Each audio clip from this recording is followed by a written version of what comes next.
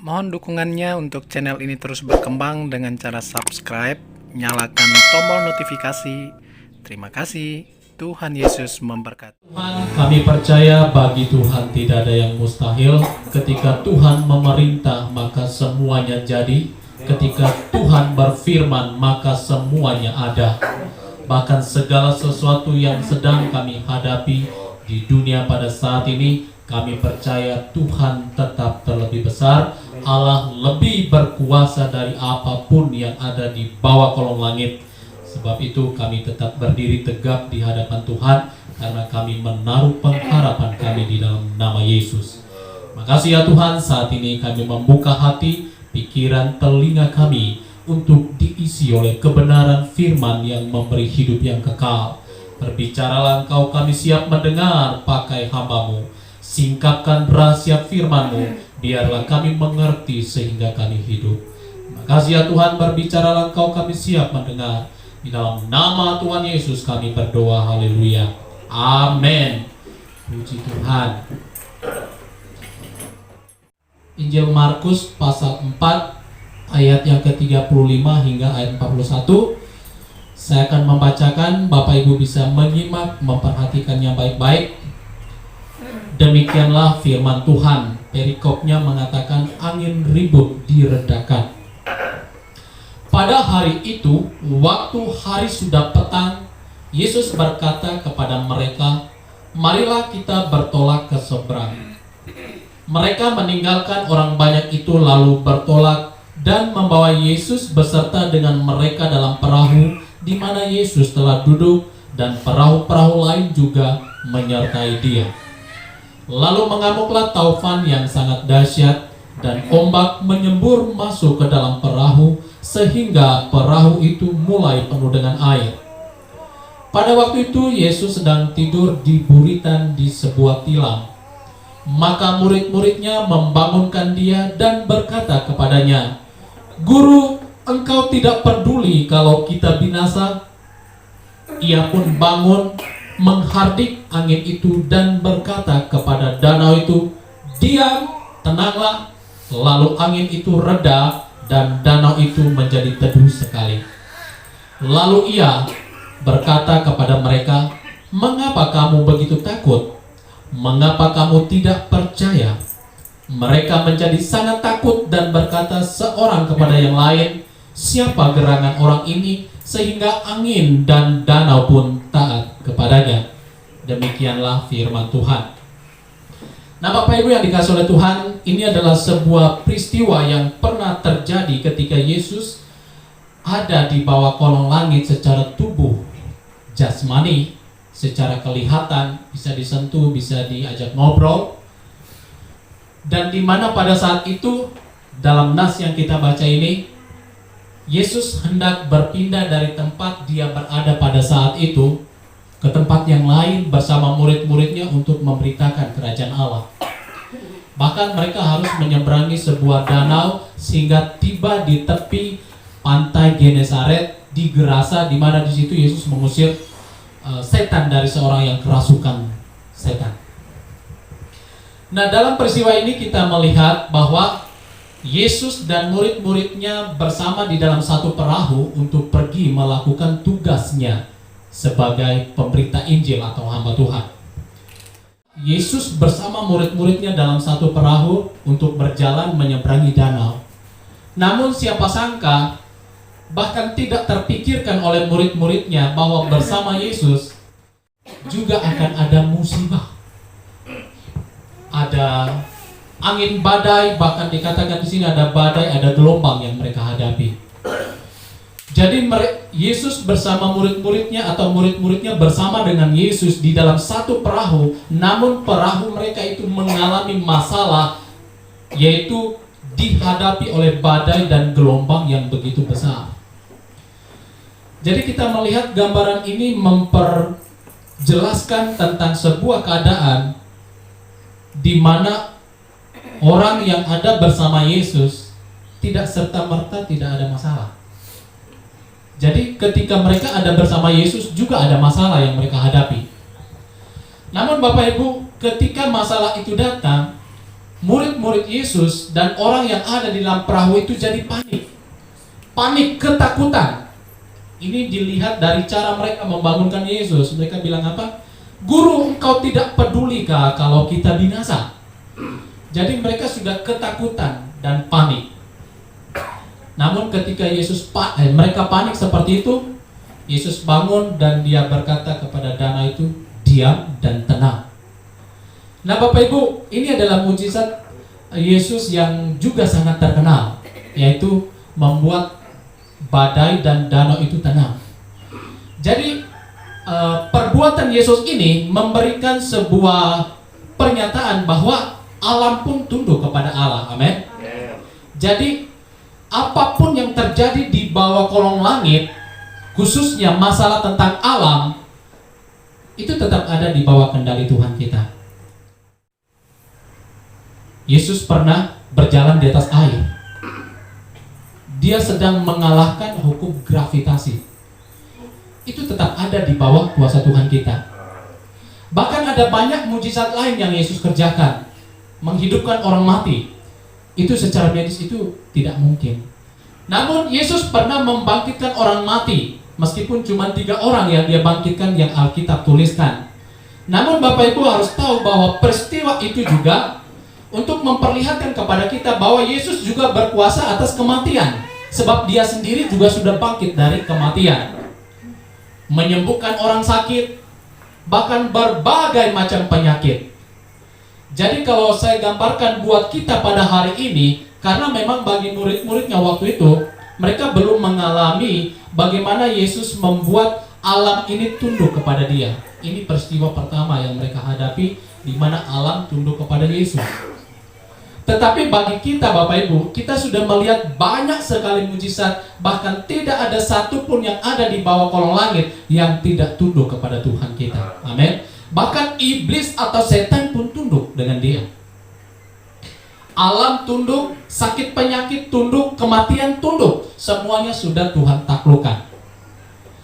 Namun Bapak Ibu yang dikasihi oleh Tuhan, di samping Yesus mau memperlihatkan bahwa semua yang ada di dunia ini berada di bawah kuasanya, sehingga orang yang ada di dalam dia seharusnya aman, tidak khawatir, tidak gelisah, tidak takut, melainkan percaya.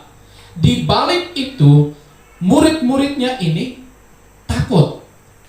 Bahkan Yesus berkata setelah dia membuat danau itu diam, dia katakan kepada mereka, mengapa kamu begitu takut?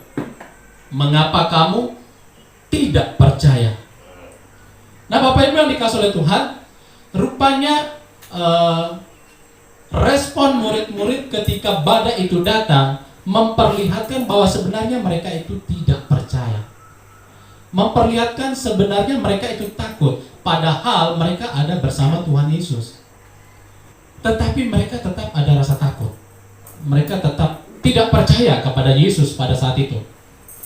Nah kalau kita melihat situasi ini menggambarkan bahwa murid-murid Yesus yang sedang ada bersama Yesus pada saat itu, sebenarnya mereka belum percaya dengan Yesus. Dalam arti mereka tidak percaya kalau alam juga takluk kepada Yesus. Jadi yang tidak percaya yang saya masukkan di sini adalah mereka belum percaya bahwa alam pun tunduk kepada Tuhan. Bukan percaya bahwa Yesus itu juru selamat, bukan itu ya. Karena konteksnya di sini waktu badai dan gelombang menghantam mereka, akhirnya kelihatan bahwa mereka tidak percaya. Sehingga mereka Yesus katakan, "Mengapa kamu takut? Mengapa kamu tidak percaya?" Jadi murid-muridnya belum percaya bahwa Yesus juga mampu menaklukkan alam. Tapi tidak bagi kita. Amin. Kenapa? Karena kita sudah mendengar, melihat peristiwa ini, bahwa segala sesuatunya takluk kepada Yesus. Penyakit apapun takluk, termasuk virus corona. Amin. Ya, semuanya takluk kepada Tuhan. Tetapi mari kita akan lihat Bapak Ibu yang dikasihi oleh Tuhan, kenapa murid-muridnya waktu itu tiba-tiba takut, tiba-tiba tidak percaya atau tidak mempercayai Yesus tentang keadaan yang mereka hadapi saat itu. Nah kita melihat untuk menjawab kenapa muridnya takut dan tidak percaya, kita melihat apa sebenarnya tujuan Yesus datang ke dunia. Itu kita bisa lihat di dalam Yohanes 3 ayat 16. Di dalam Yohanes 3 ayat 16 firman Tuhan berkata, karena begitu besar kasih Allah akan dunia ini, sehingga ia mengaruniakan anaknya yang tunggal, supaya setiap orang percaya kepadanya tidak binasa, melainkan beroleh hidup yang kekal. Jadi Bapak Ibu, ada dua hal yang saya mau kita bahas di dalam Injil Yohanes ini, yaitu kata tidak binasa dan memperoleh hidup yang kekal. Jadi murid-murid Yesus, mereka belum terlalu paham, belum terlalu menangkap dengan jelas sebenarnya kehadiran Yesus di dunia ini tujuannya apa. Itulah sebabnya ketika angin badai datang, gelombang besar menghantam, mereka jadi takut. Jadi Bapak Ibu yang dikasihi oleh Tuhan, saya juga sedang menggambarkan rasa takut yang dialami para murid waktu itu. Mungkin ketakutannya overdosis lah istilahnya, sampai mereka langsung kepada kesimpulan, Tuhan, kau tidak peduli kita mau binasa. Seperti itu.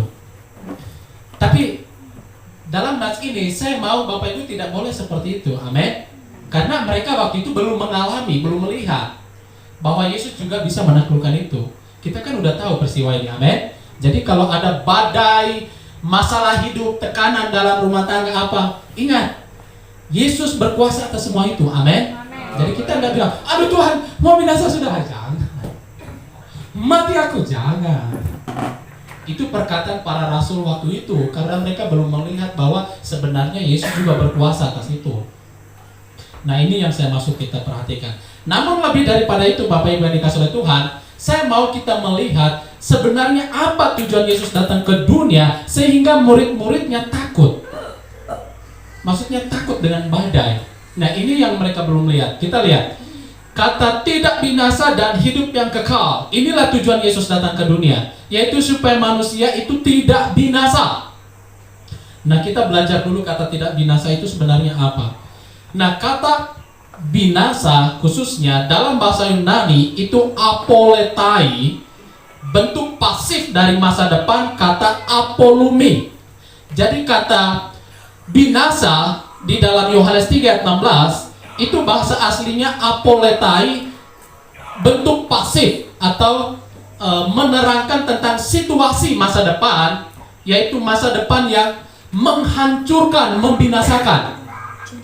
Artinya kalau saya boleh gambarkan bahwa orang yang hidup di luar Tuhan atau tidak percaya, berarti orang itu sedang membuat masa depannya hancur, gitu nah.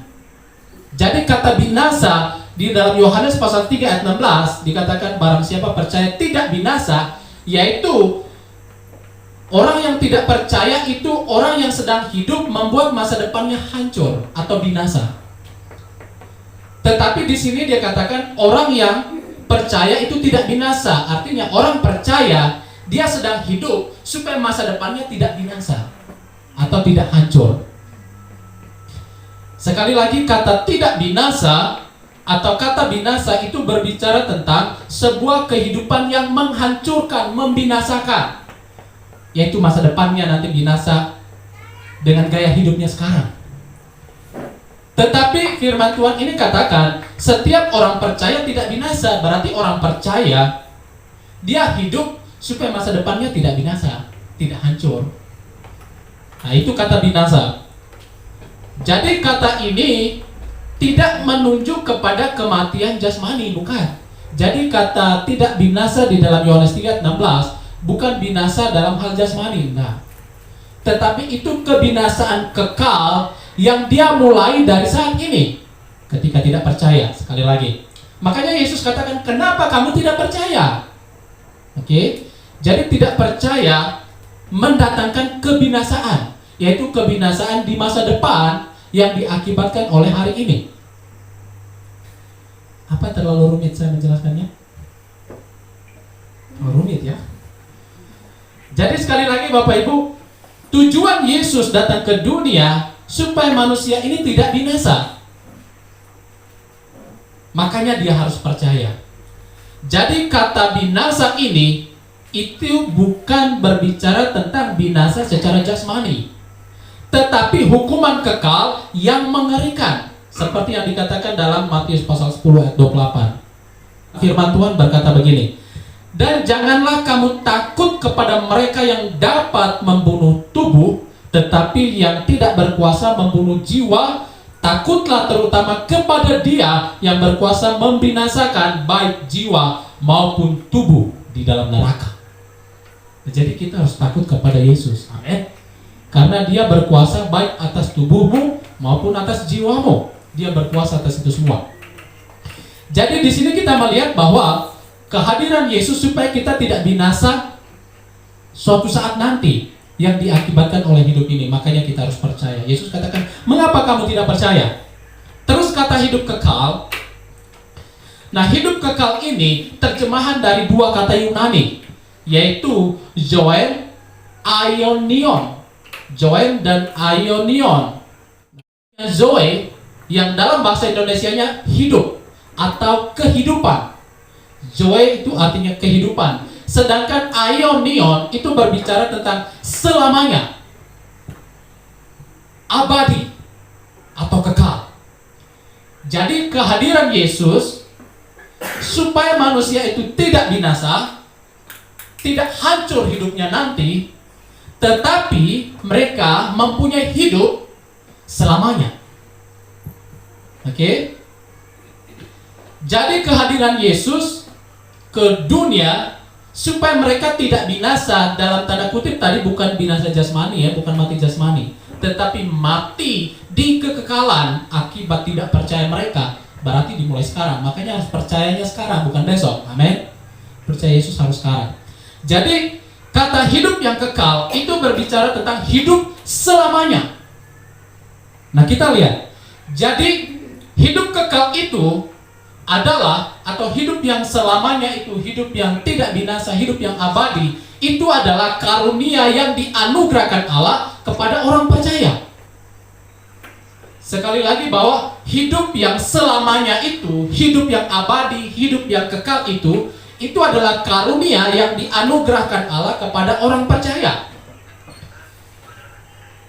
Nah, karena kata percaya itu bentuknya sekarang, kan kalau percaya sekarang kan berarti hari ini hidup kekalnya, amin. Dimulai hari ini. Jadi karena kata percaya itu berbicara tentang hal sekarang, maka hidup kekal itu sudah dijalani sejak kita percaya.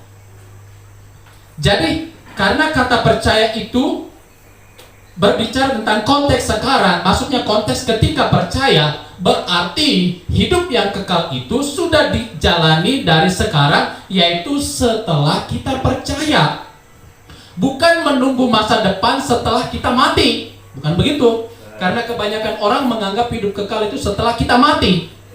Kata kekal bukan saja menuju kepada sebuah keabadian dalam segi waktu. Bukan. Tetapi juga menuju kepada kualitas hidup. Karena sekali lagi kata percaya tadi itu mulai dari sekarang. Percaya itu berarti kita kekal dari sekarang mendatangkan hidup kekal nanti. Jadi kata kekal ini bukan saja berbicara tentang segi waktu, yaitu masa depan, tetapi itu juga berbicara tentang kualitas hidup, yaitu suatu kehidupan yang ilahi. Ketika kita percaya, kita memiliki kehidupan yang kekal dari saat itu, yaitu kehidupan ilahi.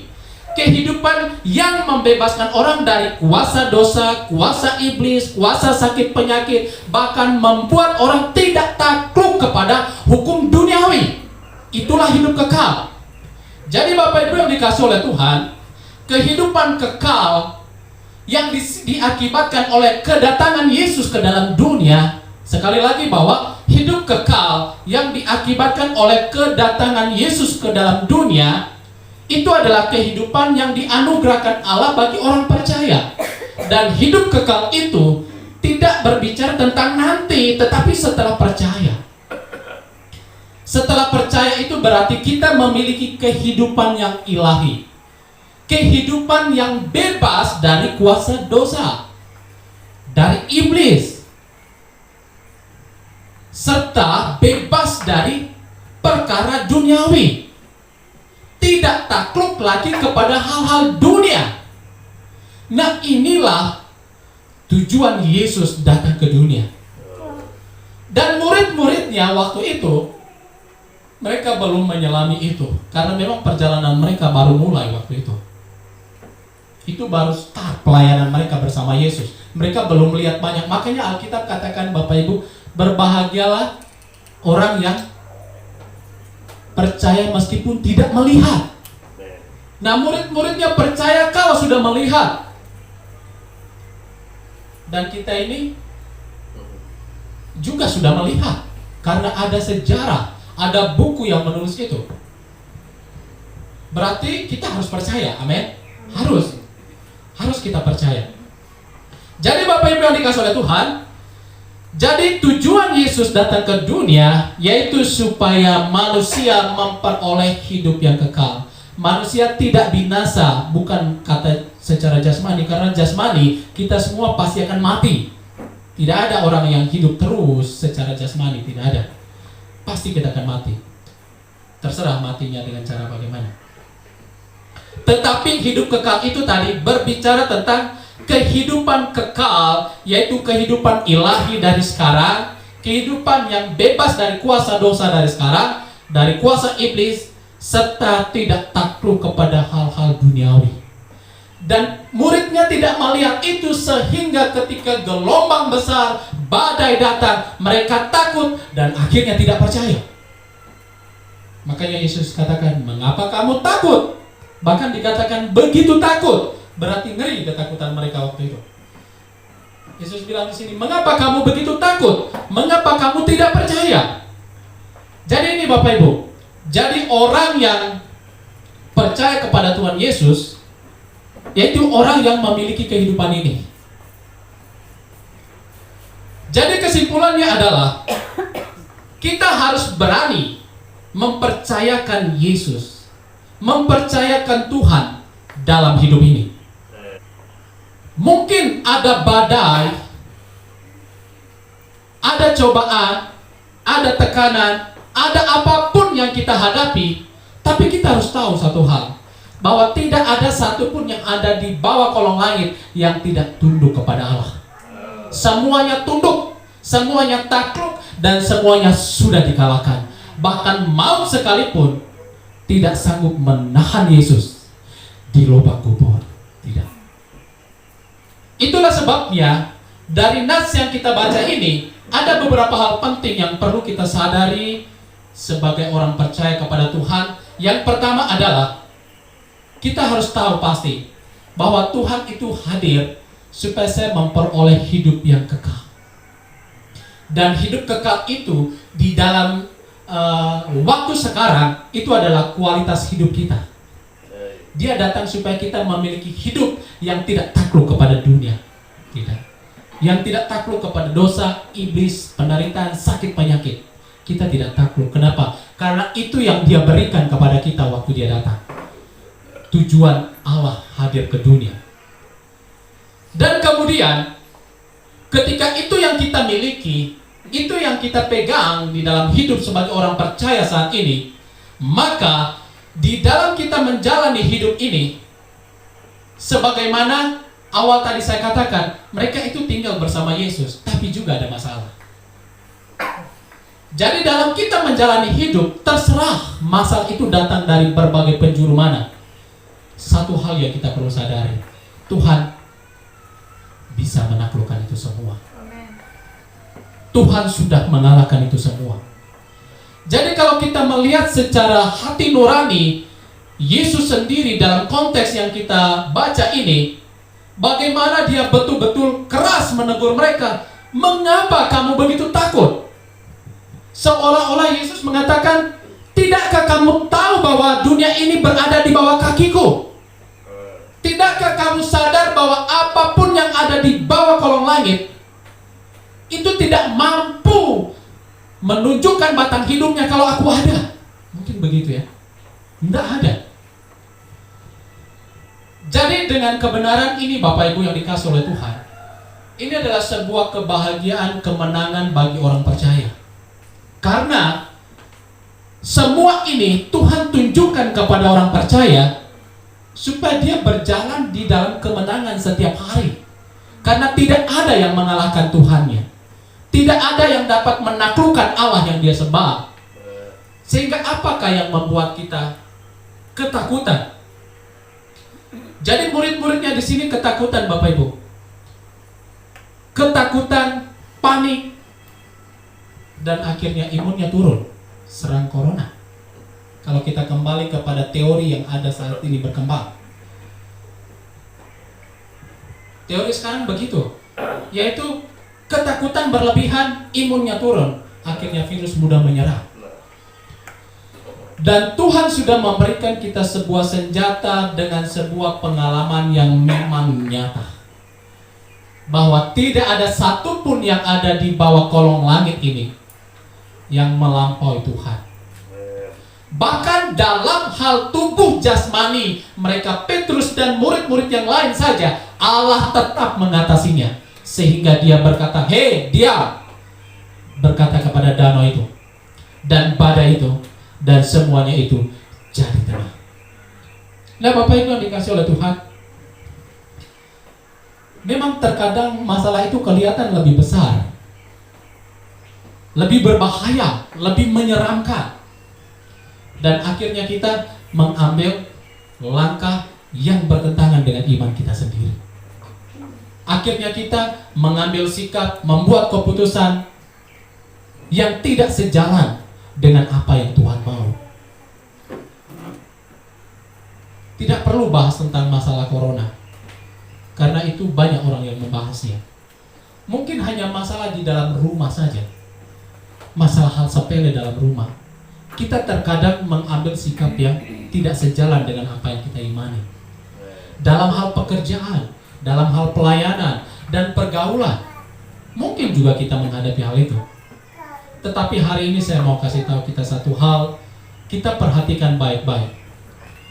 Peristiwa ini, sebuah peristiwa besar yang pernah dilakukan oleh Tuhan, tujuannya agar manusia tahu bahwa tidak ada yang lebih besar dari Tuhan. Jadi kita yang membuat keputusan percaya dan mengikuti Tuhan, itu adalah keputusan yang terbaik. Itulah sebabnya pegang kepercayaan kita dan yakinilah bahwa Tuhan menjaga saya pada waktu saya sakit, pada waktu saya sehat, pada waktu susah dan senang. Makanya Paulus berkata, Allah turut bekerja dalam segala sesuatu untuk mendatangkan kebaikan bagi mereka yang mengasihi Dia. Kasih akan Tuhan itu ditunjukkan dengan tidak takluk kepada perkara dunia. Kasih akan Tuhan itu ditunjukkan dengan tidak takluk kepada kuasa setan, iblis, dan dosa. Dan kasih akan Tuhan itu membuat hidup kita terus di dalam kemenangan. Sekali lagi, bukan berarti tidak punya masalah, karena murid-muridnya juga bermasalah meskipun Yesus ada di situ. Tetapi ingat, Yesus mau kita percaya, meskipun Yesus tidak ada, seolah-olah tidak kelihatan, tapi kita harus tetap percaya. Abraham, ketika Allah meminta dia harus pergi meninggalkan negeri di mana dia hidup sebagai penguasa karena orang tuanya penguasa di kampungnya. Tapi ketika Allah bilang pergi dari situ ke tempat yang kutujukan, dia belum melihat apa yang akan terjadi nanti kalau saya ikut, tapi dia pergi.